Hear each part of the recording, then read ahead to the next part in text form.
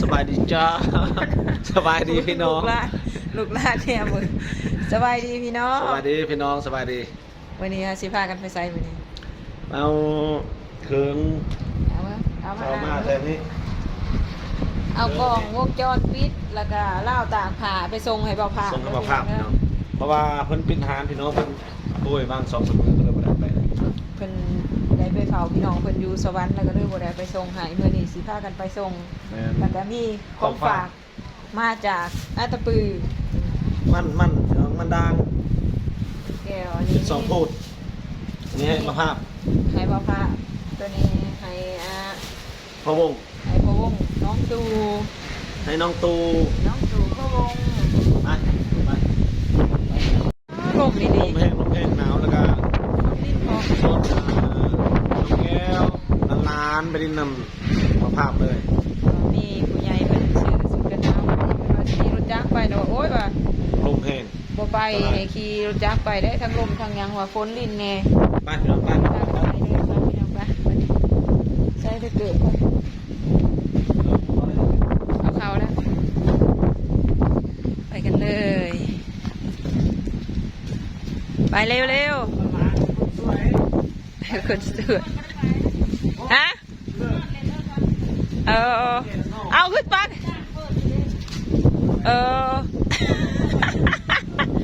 ไปยิสุแน่บ่คอยอยู่น้ำแม่จ้าเลยเล่นน้ำกับอ้ายอยู่เพิ่นได้ทำกันนี่เด้สวัสดีจ้าพ่อแม่พี่น้องสวัสดีค่ะไม่ต้องแนมเบิ่งอยู่หันแล้วทุกตุญาดิตุญานะเด้มิแต่ขึ้นจากปืนชมูอยู่หันแล้วจิกจักมาหอทานเนี่ยพี่น้องเลยว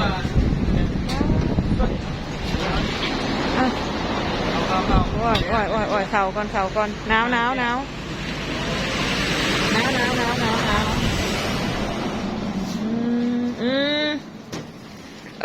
เพิ่นเอาลงเดี๋ยวเฮ้ยแก้วนุ่งไหมเฮ้ยมีทรงผู้ชายนึกว่าบอกภาพฮะทรงผู้ชายทรงนี้บ่ไหนไม่ทรงผู้ชายใช่นี่บอกอ๋อขาดเด็กมันกายไว้เนื้อให้น้ำกายไว้นะจืดอย่าขึ้นจะจับจอยคอยอยู่หันแล้วกายไว้หมดแล้วหนาวดิแรงวัยรุ่นวัยรุ่นโผล่เนี่ยซื้อมาใส่ก็ได้มัน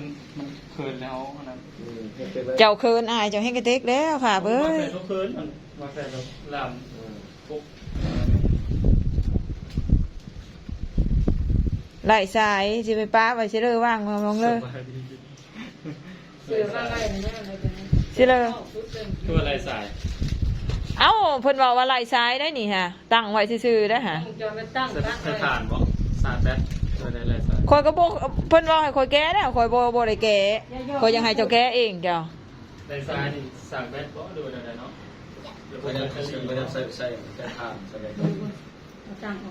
มากระซิมี่ไม่ตั้งออกเข้าก็ไม่ตั้งข้างล่าง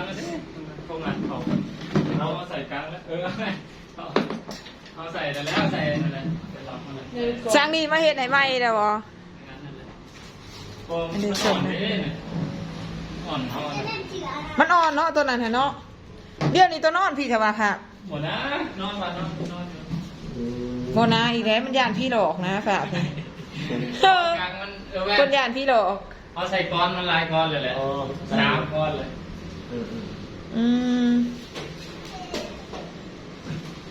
เอาเบิ่งฮอดข้างนอกพี่น้องนี่แม่นว่าบอลบุ้มนี่ถ้าว่าภาพเขางัดนะ1 2 3 4ป้าพี่เลยมันเลอะมันงัดมาตั้งแต่ผู้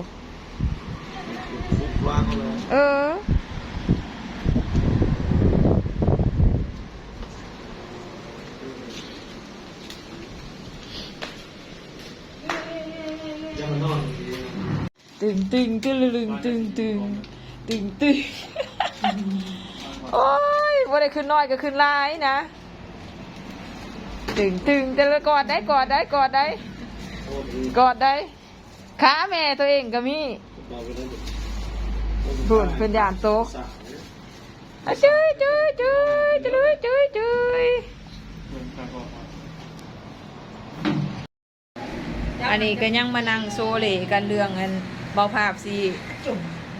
ติดกล่องวงจรต่ออีกพี่น้องเลยยังพอไอ้นางไปถามมาทางข้างหานนี่ว่าอยากขอเสื่อมไวไฟนำเข้าเจ้าแล้วเข้าเจ้าก็ให้เสื่อมนำเด้อพี่น้องเด้อยกความดีให้พ่อใหญ่ปั่นเพิ่นมื้อนี้เพิ่นไปถาม สวัสดีเนาะสวัสดีไปถาม สบายดี ว่ นายเถื่อ ยังบ่สุดนั่นน่ะยังบ่สุดเจ้าภาพ แต่ว่าเฮายังเป็นคนเลี้ยงทางให้ว่าซั่นซะเราบอกว่าจะมาเว้านี่ก็ดีแต่ว่าทางที่ดีแหละอยากให้เจ้าของห้านหันแล้วมาเว้าเพราะว่า สวัสดีให้สายมาขับไปนะป้าโทรไปก็มันจังสบายแล้วว่านี่เจ้าก็แม่นอยู่ว่าเจ้ามาถามให้ก็เป็นการดีอยู่แล้วว่าจะเลิกนี่ได้ละอันนี้ ได้แต่ละหันลองเสียบ แล้วมันนวดเลือดมันเต็มนึงอ่ะ เอาลองเบิ่งหวานนี่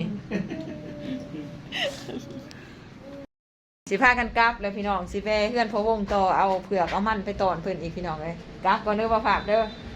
โชคมานกับกล่องอันนี้เลยนั่งแง่กล่อง ขอบใจเด้อบ้าน ไปกลับเลยวันนี้เฮาหนาวหลายกลับก่อนดอกพี่น้องคนแหละไปเจออยู่เพื่อนพ่อวงต่ออีกพี่น้องเลยอ้าวเคยขับรถมักจะขึ้นเบื้องขับรถ โอ้ยเคยจะครับเนาะมันรถลึ่งขึ้นเบื้องนั้นเลยโอ้ยปุจ้าคนมีคนขับรถเธอละเดียวนี่ไปเลยคุณนายของเศร้าแล้วถ้ากันยาวตลาดเลาะตลาดนี่นะ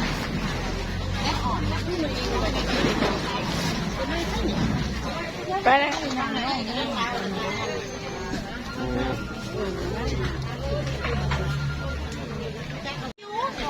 55 ว่ะโยก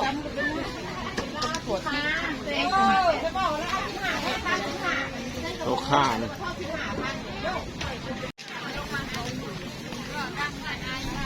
ออกได้ไหม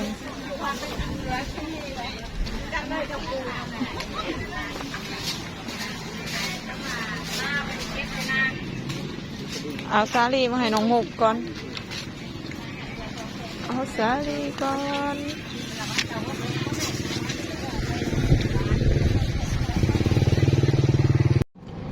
กำลังเดินทางไปเฮือนพอวงเด้อพี่น้องเด้อเอามันแล้วก็เอาหมากฝักไปตอนเพิ่นพี่น้องเลยแต่พอนางใหญ่มากก็ยังบ่ทันได้พากันมาดินน้ำเพิ่นจักเถื่อ จักสิครบเป็นยังบ่ โอ้โรงเรียนเพิ่นยังบ่ทันพากเด้เนาะสิเจอแม่ไซกับน้องตูเท่านั้นแล้วกันสิเจอแม่ไซก็ไปปฏิบัติธรรมมาแล้วบ่ก็เจ้าเฮ็ดหยังได้เนี่ยบ่ตอม บุคคลอ้วนๆพนังคนน้อยตายแล้วบัดนี้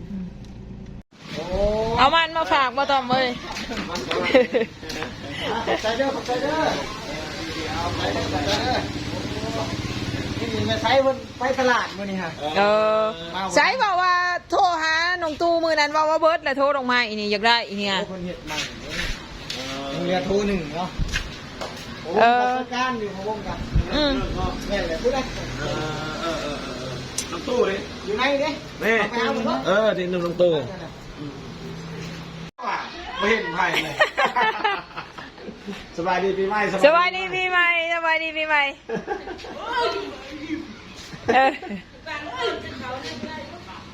ฮะพอปั่นลงกันกับอันเราต้องอยู่เกี่ยวกับการเฮ็ดเกษตรเด้อพอปั่นเพิ่นมากหลายทางนี่พี่น้อง ผ่านเลยนี่